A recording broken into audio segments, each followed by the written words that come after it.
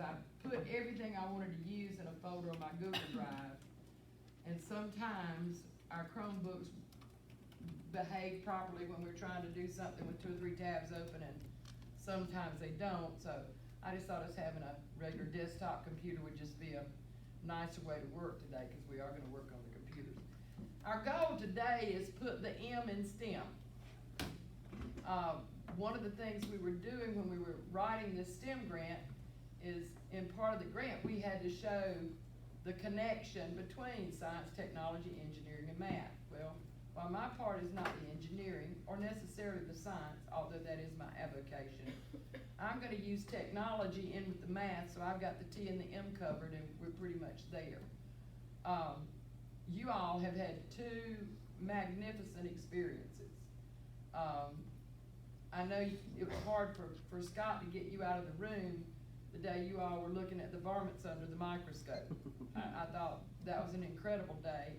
And Ashley came over to get some porch time with me after it was over and gave me the full rundown. I saw the beginning and she said how wonderful it was, and she's a hard audience to sell, so I felt like, well, she doesn't lie to me on my front porch, you know. But she better not lie to me at all. But anyway, so and then I got to handle the evidence of what you all did in that god-awful weather this Saturday with David Young. And I know from past experience and watching David grow up that he is a riveting person when it comes to getting you involved in something. And when it comes to his ag program, he has a passion about it. And we do have a new partnership that we did not have before. When you took your soil samples, and Waters Lab is the lab in Camilla that does a lot of the farm stuff, and of course they do it for money, whereas if you send it off to the University of Georgia, it's not as expensive and sometimes totally free. Well, when Waters Lab found out this was for educational purposes, they're real strong supporters of education. So Waters Lab has agreed to do these kind of analyses for us free. Anything we do in the future, David can give to them and we can get it done free. Now that doesn't mean that we're going to take advantage of them and over send a class of 25 specimen over there just to check pH. We're going to figure out how to do that for ourselves because it makes it even more hands-on. So I'm going to share that data with you this morning so you can actually see that analysis, that graphical analysis of the soil specimens you sent. You did 3 samples, and then David also sent up his potting soil mix in, so you can compare your samples to what he uses in the greenhouse for the potting soils. So it's really, really kind of a cool experience. But what we want to do today is actually be able to connect math standards to your science standards, so when you do your STEM lessons that we have to turn into the state, you can name my standards and your standards. Now the lucky thing is if you're at Cross Creek, this is a natural fit because you're teaching math and science at the same time.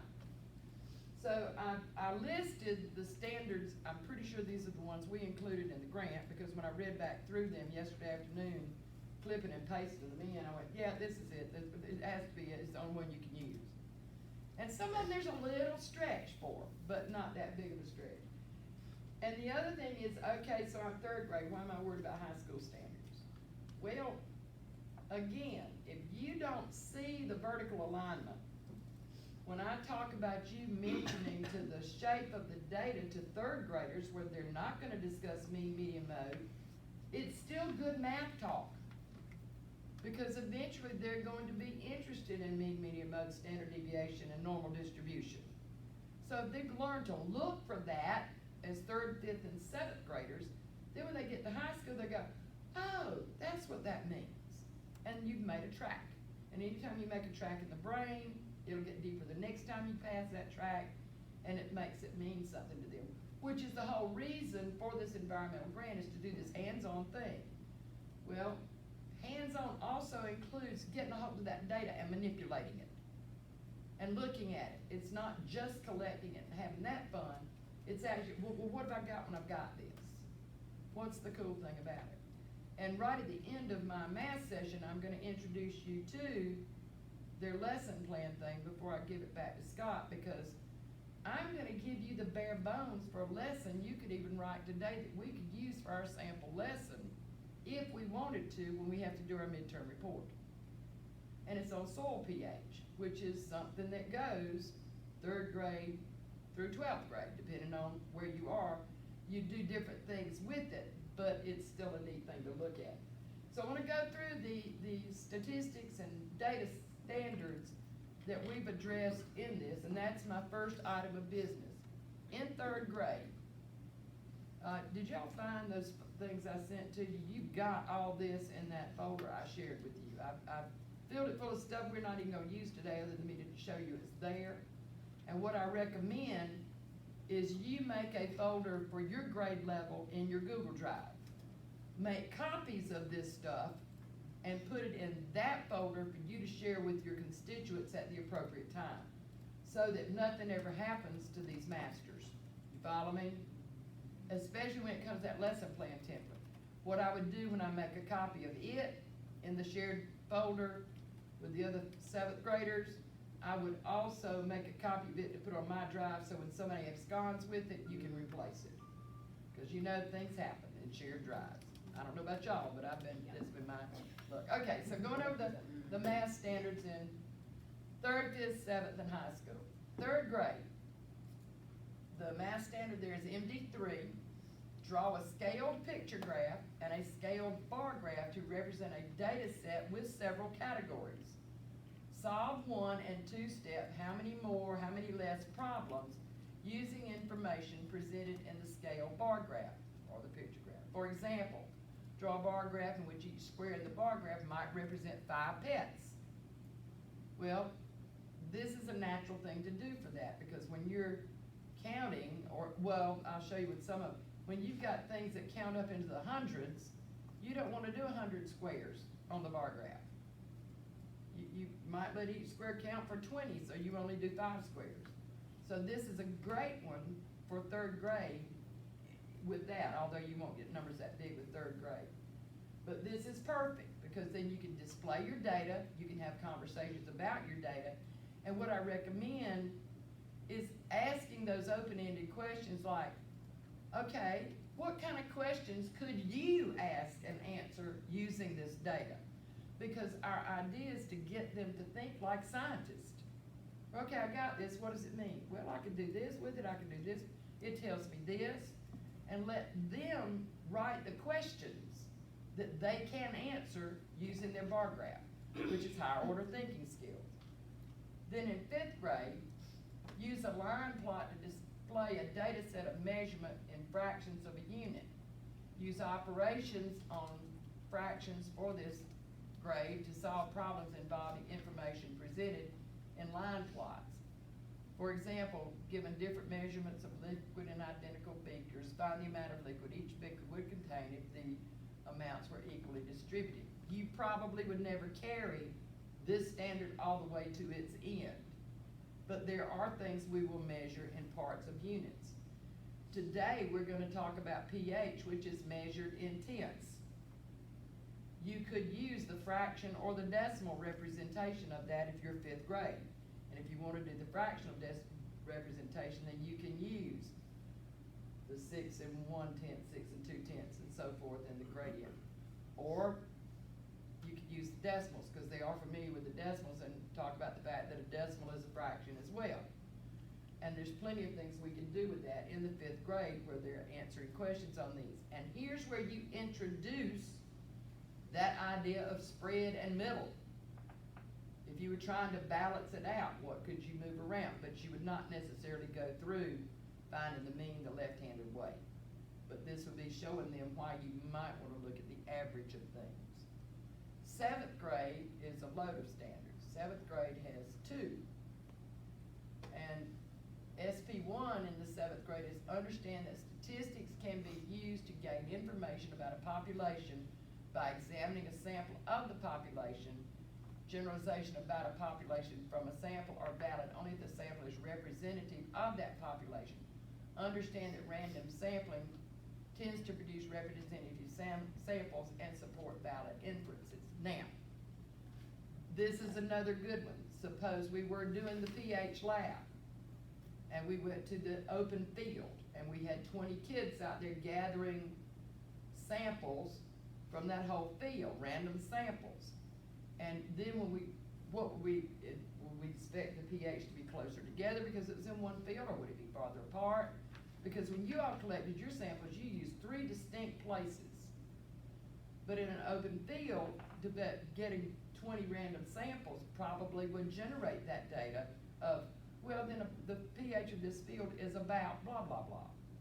Because I will tell you, you can test, depending on what's been done with the ground, you can test soil pH right here with your right hand and soil pH right here with your left hand and get 2 different measures, depending on what went on there prior to you being there.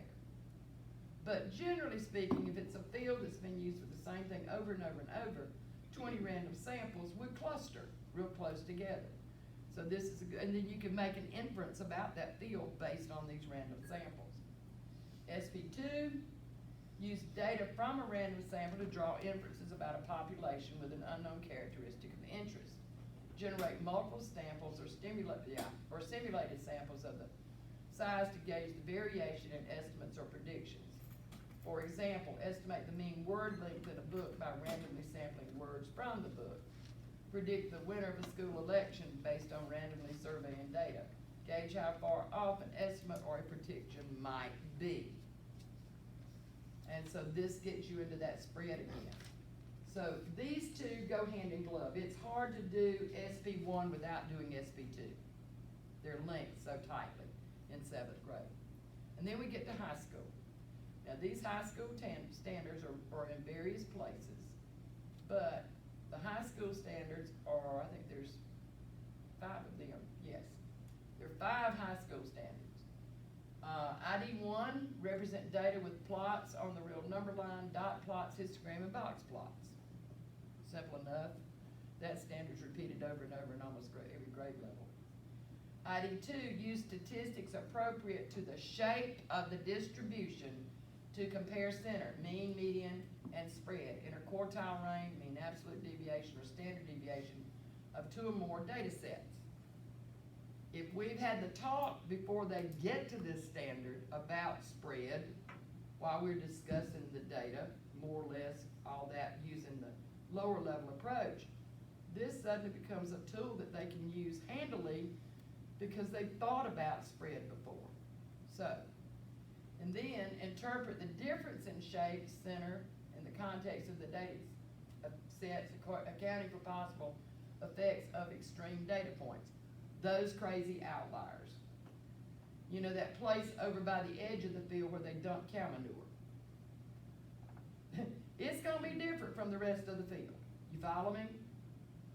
And it's good to be able to talk about that. Even in early years when we're seeing this one way.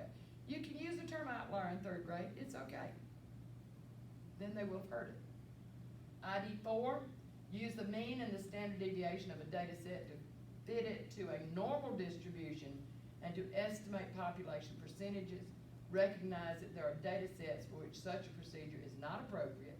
Use calculators, spreadsheets, and tables to estimate areas under a normal curve. And we will use spreadsheets and tables and bar graphs today. And grid paper. I love grid paper. And finally, understand statistics as a process for making inferences about a population parameters based on random sample for that population. Imagine when our 3rd graders, after doing these hands-on things, are in high school. They'll know this standard before they get there. You follow me? So this vertical alignment is really, really, really important. Now, with the exception of some of you, this is new information because you don't go around reading the math standards. You have no reason to. But here they are. And you see, how can these not be part of science? Is this not what you want them to do when you have a science project? Imagine if we've taught them the technology to use sheets to check our samples, how much it will elevate our science projects. If we've discussed with them at the appropriate level the spread, you can introduce standard deviation in the 5th grade. You can talk about if this was a normally distributed thing. The key is you're not gonna test them on it, but the math talk and the science talk is there. That way, if you do that in the 5th grade, when they get up in the 7th grade, you can say, you need to include some graphs with this that show various things, and be able to talk to a judge about it. So it's a really good thing to do. So questions just on the standards. All right, how many of you, this is the thing I didn't know how to judge. How many of you are very, very comfortable using sheets to make line graphs, bar graphs, histograms? All right, then you can help me with this. Because not everybody is that comfortable doing it. And just when I think I know exactly how it's gonna behave, they'll do an upgrade, and that place where I used to click is not there anymore. Just say it. Something in the wrong spot. So, I did my usual thing. I did a set of instructions that's written in my own vocabulary, nothing high sounding, of how to use Google Sheets to make graphs. Very simple.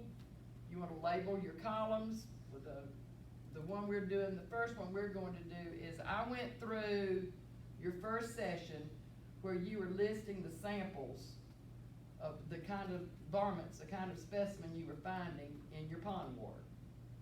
And to be honest, I tried to look and see if I could use different types in a sample, and you all got so engrossed in looking that you got to the point you were just saying, I found euglena, but you said a bunch of them. That's not really statistical. And it's hard for me to graph a bunch of them.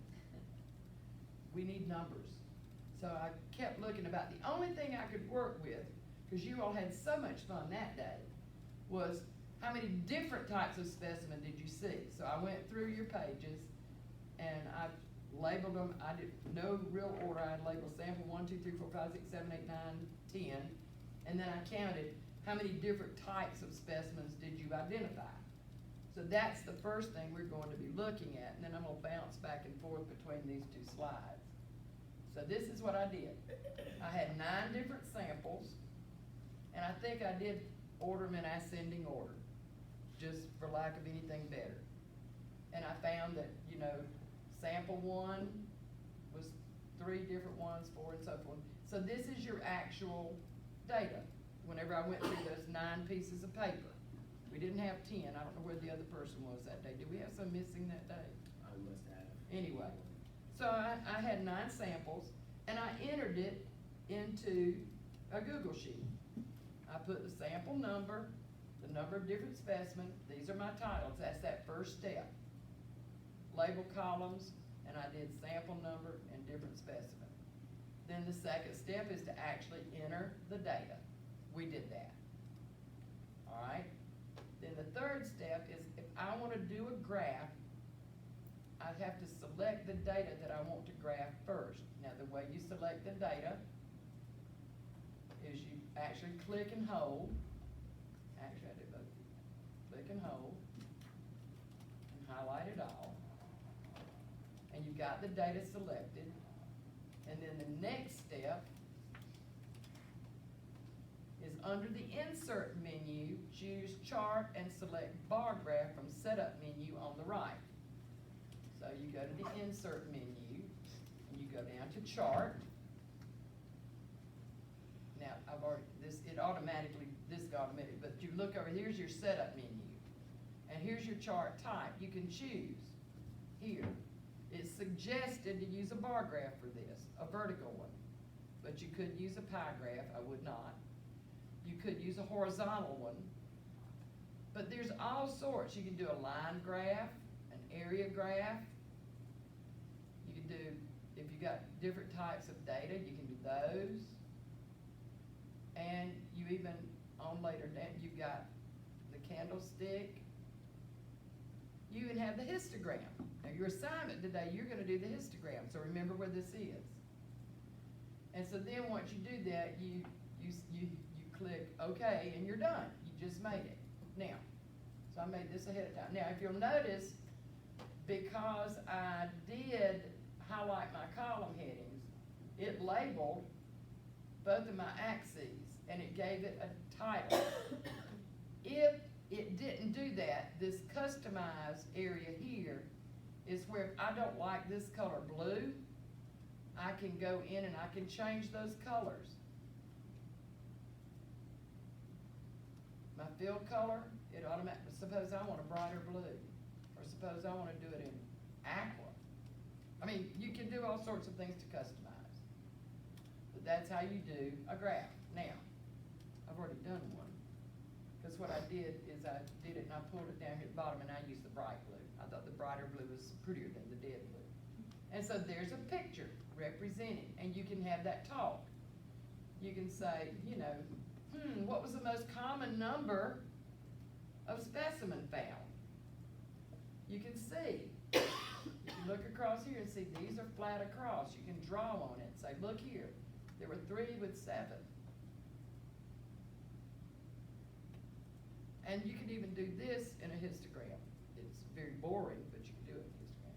If you wanted then to use the data function in Google Sheets to find the average, you select the column of data that you want to average, and under the insert menu, choose function and select average. So what you would do to do that, and I've already done it, it says the mean is 6 point blah, blah, blah, blah, blah. So what you would do is these are the numbers you want it to average here. And you would go to the insert, and you would say chart, or let's say you would go under function, there we go.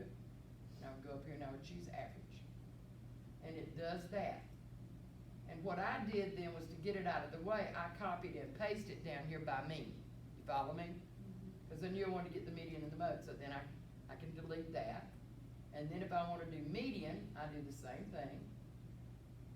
I select the data, I go under insert, down to function, and I go to statistical here.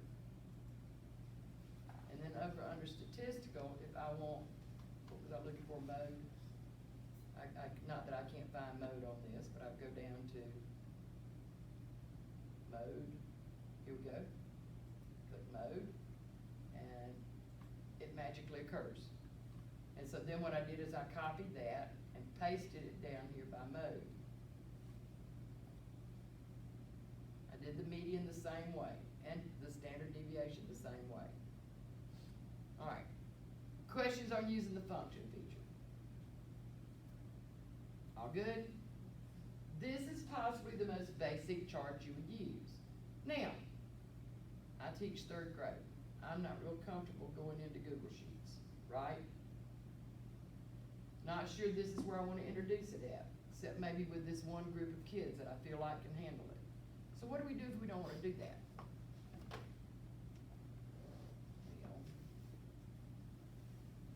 I also went in and did, well, this is a dot plot for the water samples, but you can go in and do it with a dot plot.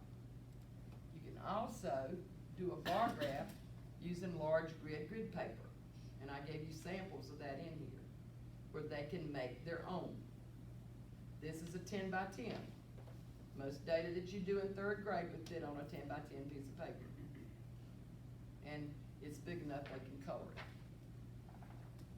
So, use some other method if you're not comfortable yet. But certainly by the time they're 5th grade, you could teach them how to do this with, I do.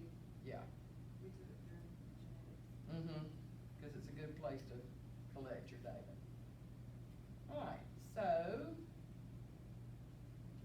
that's that. I'm gonna clean up some of this as I go. And you have that step-by-step approach, because when you redeliver, you may be redelivering to a group of people that are not as comfortable using Google Sheets to make graphs with. So feel free to make your own copy of that and fix it any way you want to, but it's a good start. All right, so the next one I want to go to is the information you got on your soil analysis. Here is what Waters Lab sent back to David on the soil samples. If you will notice, they went through, and you talk about an analysis, they did an analysis of that soil. They did even the trace elements and told you how many parts per million were in there. Now, I looked at this for 3 days before David did come over to the office, and then I got to ask him questions about it with me doing my mathematical interpretation. This MLMVHLLM, I thought they were using some strange unit of measure I'd never heard of. That's their little marker that says it's low, high, very high, medium. That's what that is. It's at the level it should be. And notice they did do the soil pH. But I want you to look. Suppose I wanted to do of the three, do a comparison.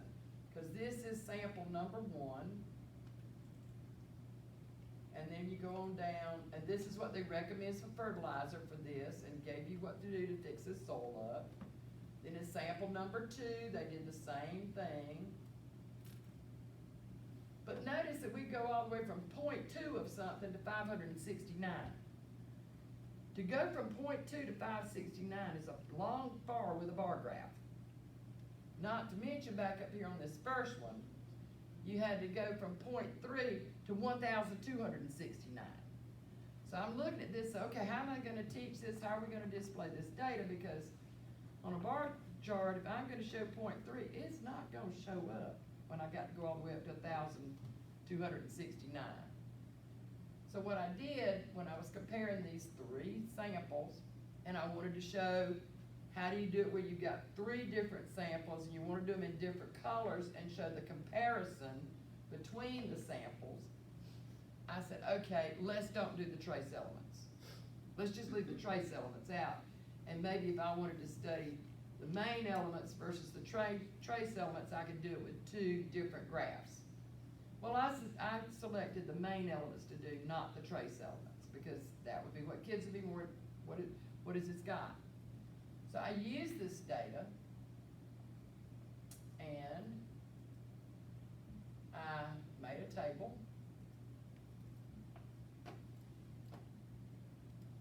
And the elements I looked at were just these. Now, I went all the way down to 3, but I didn't go to the 0.3s. You see what I'm saying? Now, sample number 1 was in the ag field behind the greenhouse, okay? Sample number 2 was in that pine stand that property just behind the bus garage. And sample number 3 was in that hardwood stand where it had lots of rotting vegetation that was the property behind the baseball field. So there's my legend telling you where they were. Now, if you wanted to, I did the same thing here. I selected the data, and I did the same type graph. But suppose I wanted to identify where these samples came from here, and I wanted to do something about that. I wanted to say ag field pine stand hardwood. Then I can click on this, double click, and it will let me go over and pick things like customize. So let's see, that would be legend maybe? Well, I might have lied. Maybe it's entitled.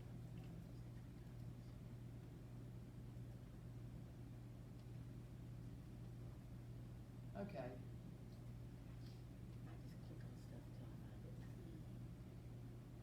Here we go. There's that one.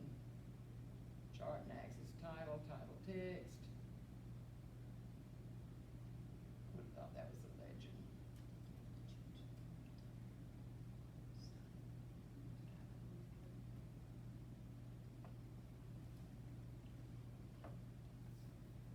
All right, one of you that's used this, where am I missing it?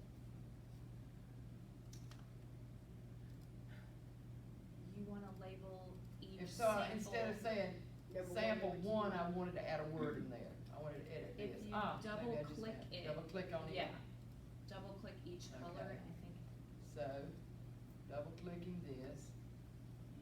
Alright, text label number 1, Yeah. and what did I say number 1 was? Ag field.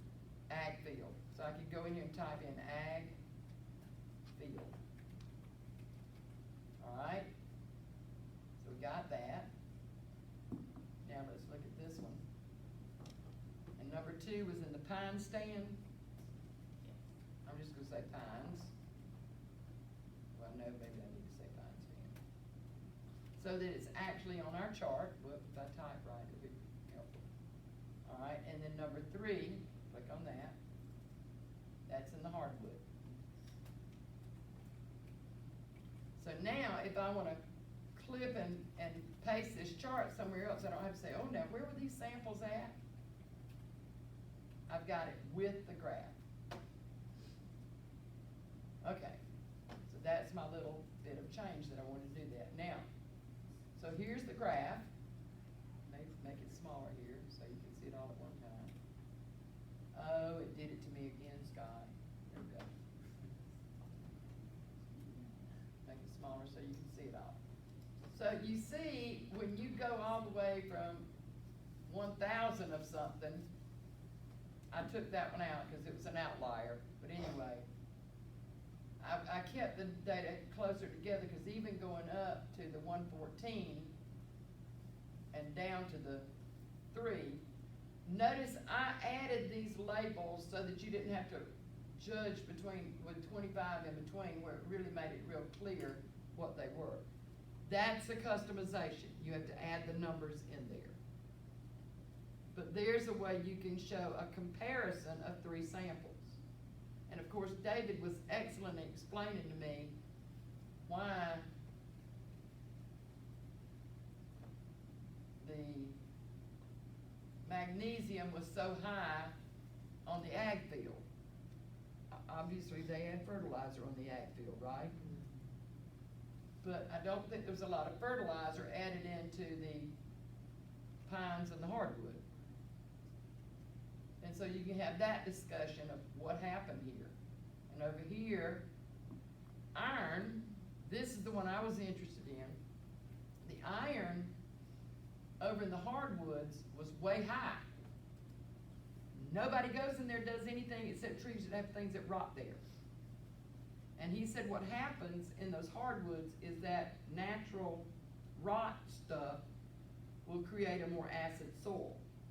And there's a lot of iron in that even sometimes too much if you want to plant something there. But that's another discussion depending on what level you're in. But this is a graph that shows that combination. Questions on making this type graph. And I also included in here, just so you can see it. And like I said, you can clip and paste these anywhere you want to. In a document, make a poster to put on the back of a science fair project. Anything you want to, you can clip them and put them anywhere. And I use the snipping tool. Now, does everybody know where the snipping tool is? If you don't, it is the greatest thing since rolled up toilet paper and sliced bread. Okay?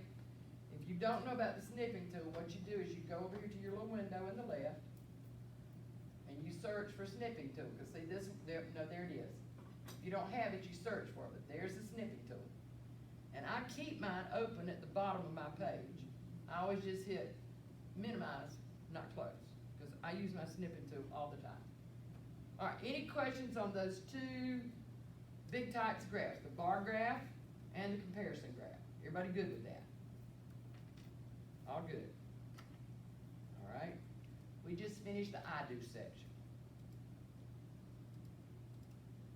Now, we're gonna kind of do a we do section, but you're gonna get to lead that. I have got an activity, and I thought, what's the one thing, because I knew I had to make up data.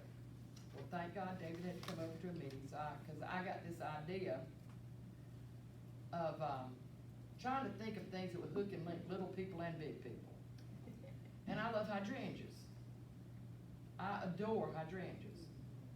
And I love all colors of hydrangeas. And I'm always so interested when I go by somebody's yard, and generally it's some yard out in the country, or some little old lady's yard that lives in this little tiny place that has these overgrown hydrangeas in her front yard. and you ride by and you see this one hydrangea bush, it's got pink, lavender, and blue blooms on this one bush. And I thought, I want one like that. Well, those of you that know me would know that I would stop and knock on the door and ask the lady about that bush. If you know me well. Well, of course I did. And I was working on doing a triple wedding. 3 people were getting married. We got married in the Japanese gardens out at TU, and one bride wanted pink, and one bride wanted lavender, and one bride wanted blue. Well, there was a little fish pond out there, and I thought I could float those hydrangeas in that fish pond, and that'd just be beautiful wedding decorations. But of course, I wanted the flowers, but I really want to know, how'd you get all them different colors to grow right there together? Because, I mean, she had a hedge down the side of her house that the faint at heart would not have stuck their hand in. Because it was thick, and it had so many gorgeous blooms, and those blooms were like this big around. I mean, they were lush. And they were covered, I mean, just covered.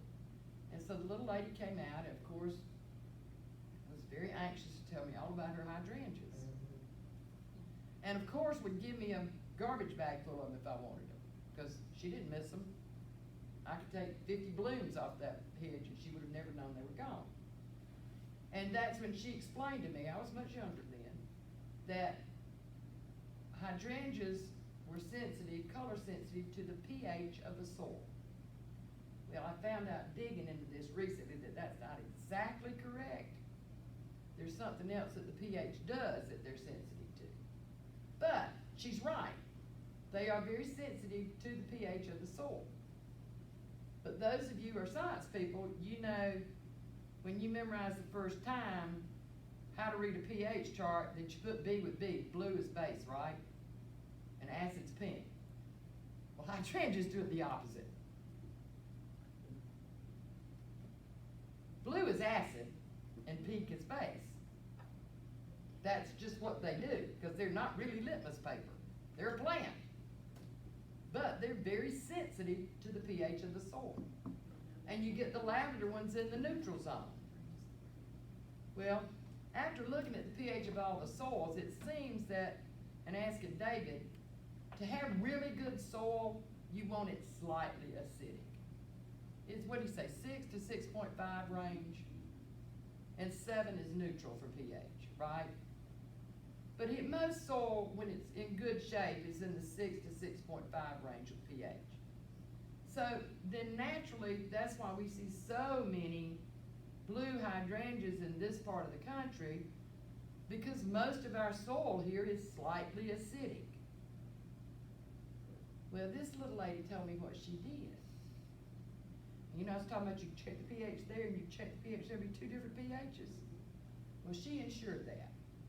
She had all kind of household remedies that she come out and sprinkle around the base of her hydrangeas to make these various spots more acidic, more basic, more alkaline, or even neutral. She put coffee grounds, tea leaves, vinegar water, baking soda water. I mean, she listed off this whole litany of stuff. She said, now around this one I put so-and-so. But now on this one I put this on this side and this on this side. She said, that's why I get both the colors. But in the middle, when they mix together, it kind of just turns lavender for some reason. I don't know. She knew nothing about pH. But she knew there was stuff you could put around the base of them plants, and it would make her hydrangeas different colors. So I was thinking that's going to be my children's science project this summer in my backyard.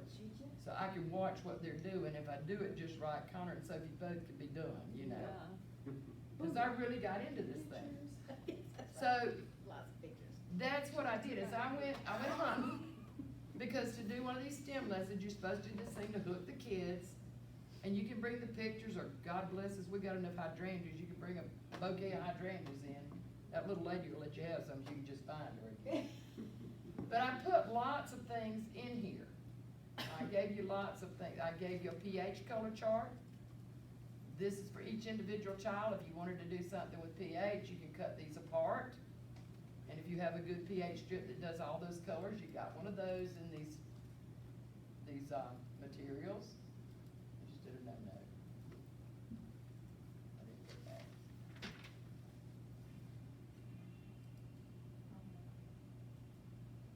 Okay, moves.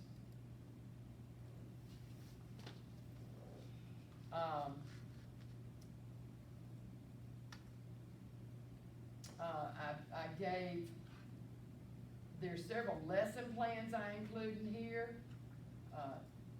This is one I found online, just about healthy soil, for you to peruse at your own.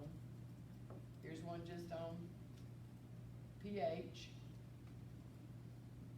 things you can do with just pH. There's your large grid paper. Here's the one I found on hydrangeas and soil, and I gave you the source that you could go actually to it.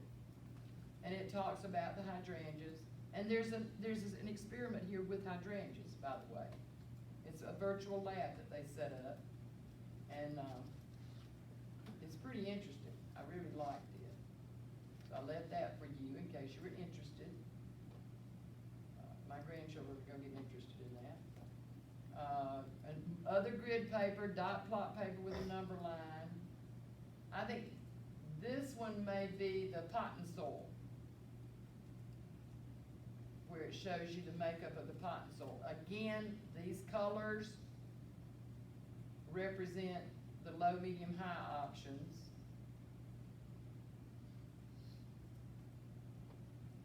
Here's another story on the color guides to hydrangeas. This is where I stole the pictures. Beautiful. Another one just on pH, in case you wanted something to give students to talk about what pH is. Talked about the blue litmus paper, the red litmus paper, and then mentioned that the hydrangeas do opposite. Talk about what are household acids, what this little lady was using, what are household bases, she was using that on the other side of the plant. So there's a whole sheet on that for resources.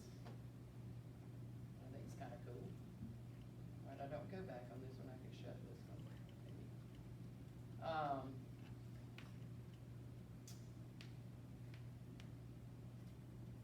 Okay, so here's the assignment that I'm fixing to give you. And I got you the paper so that when you get to working, you can use the printed copy as well as the other. And for those of you that want the grid paper, pass that out as well. So this is the one we're gonna kinda do together. And then the you do is you're gonna have to do the lesson plan for it. Right, Scott? Right. This is a we do. All right, so let's take a look at what we're gonna do. We are pretending that we took 20 kids out and we got 20 samples of soil and that we somehow got the test data back of what the pH of each sample was, okay? And we've got those samples numbered 1 to 20. But, you know, if you're teaching pH to kids for the first time and they're talking about soil pH and they're talking about acids and base, and say they're in 3rd, 5th, or 7th grade, they're not chemistry students yet. So even in biology, they're not chemistry students yet. They haven't done anything with acid-base titration or anything. So this may be just some background information that I included here, where I talked about what soil pH was, and even mentioned the hydrogen ions. It will be way over the 3rd graders' heads, but you can cut and paste this. But I also did things, if you had an extremely acid product, it would be something less than 4.5. And these are common things. Lemon is very acid, it's 2.5. Vinegar, 3.0. Your stomach acid is 2.0. Most sodas are 2 to 4. I mean, you know, have you ever poured Coke on a penny and watched what happens with the Coke sitting on the penny? It'll make that penny shine like a new penny. I mean, it will make it shine. It will take, and then you think, I put that in my stomach? Well, your stomach acid is 2.0, so it's okay. Very strong acid. Beer. Tomatoes. Strongly acid. carrots, asparagus, boric acid, and cabbage. Moderately acid, taters. Slightly acid, salmon and cow's milk. I would've thought milk was as neutral as it was all day long, but it's slightly acid. Neutral, roughly neutral is saliva, blood, and shrimp. By golly, eat your shrimp, it's pretty neutral. Slightly alkaline, eggs. Moderately alkaline, seawater, sodium bicarbonate for your acid indigestion. Strongly alkaline, borax. Very strongly alkaline, milk of magnesia, ammonia, and lime. And that's not the fruit lime. That's the lime you put on your soil. So that gives the body the idea of, okay, these are what fall in these various categories. And then I just give a little discussion of what soil pH means and why soil pH is important. Because what it does, the different soil pH affect how the various soil nutrients react in the soil. You know, if you got the wrong soil pH and you put magnesium in there, then your magnesium isn't worth being put in there if your soil pH is wrong. So that's why the combination of fertilizers. And then I said there's some plants like azaleas, rhododendron, blueberries, white potatoes, conifer trees. They tolerate very strong acid soils and they grow well. Some plants do well only in slightly acid to moderate alkaline soils. However, they can also cause a problem with the availability of iron to pin oak and other trees. So if it gets too basic, they can't get to the iron. And that causes problems and decline eventually. Then I mentioned that soil pH can also influence plant growth because it's beneficial to the microorganisms that work the soil. And then again, I put in a pH scale. And then I talked about the hydrangeas as the hook and link.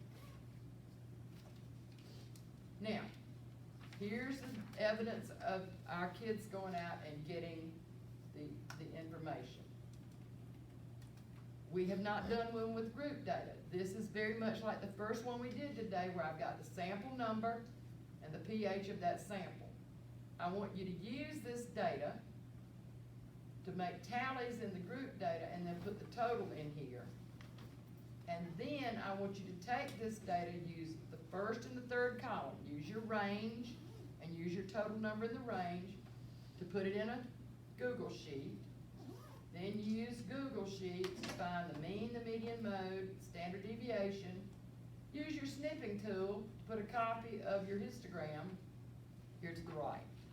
So you make, if you don't have to do that today because I don't want you going in and trying to kill my master. Just make your own Google Sheet in your own drive and then you can start moving stuff over. So I want you to try doing that. There's enough people in the room that you can talk with a partner and work together.